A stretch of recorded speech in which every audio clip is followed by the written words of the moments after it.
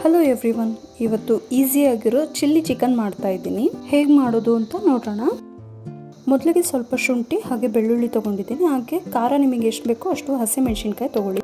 ಇವಾಗ ಇದನ್ನು ತರಿಯಾಗಿ ರುಬ್ಕೊಂಡು ಇಟ್ಕೊಳ್ಳಿ.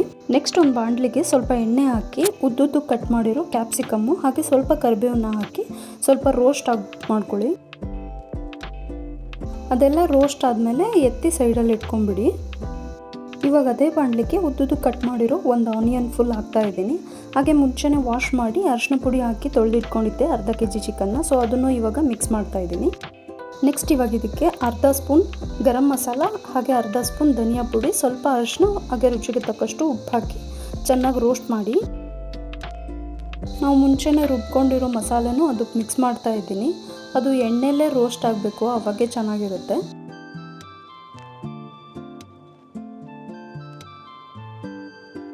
ನಾನು ಸ್ವಲ್ಪ ನೀರು ಹಾಕ್ಕೊಳ್ತಾ ಇದ್ದೀನಿ, ಚಿಕನ್ ಎಲ್ಲ ಸಾಫ್ಟಾಗಿ ಬೇಯ್ಕೊಳ್ಳಿ ಅಂತ.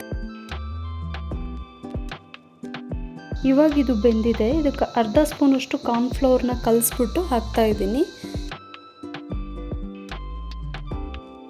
ನಾನು ಮುಂಚೆನೇ ಫ್ರೈ ಮಾಡಿರೋ ಕ್ಯಾಪ್ಸಿಕಮ್ಮು ಮತ್ತು ಕರಿಬೇವನ್ನೆಲ್ಲ ಅದಕ್ಕೆ ಹಾಕ್ತಾ ಇದ್ದೀನಿ. 2-3 ಮಿನಿಟ್ಸ್ ಅದನ್ನು ಹೀಗೆ ಫ್ರೈ ಮಾಡ್ತಾನೆ ಇರಿ. ಇದು ನೀರೆಲ್ಲ ಕಡಿಮೆ ಆದಮೇಲೆ ಒಂದ್ಸಲ ಉಪ್ಪು ಖಾರ ಚೆಕ್ ಮಾಡಿ ಸರ್ವ್ ಮಾಡಿ. ಇದೇ ಥರ ಈಸಿ ರೆಸಿಪೀಸ್ ಬೇಕು ಅಂದರೆ ಫಾಲೋ ಮಾಡೋದು ಮಾತ್ರ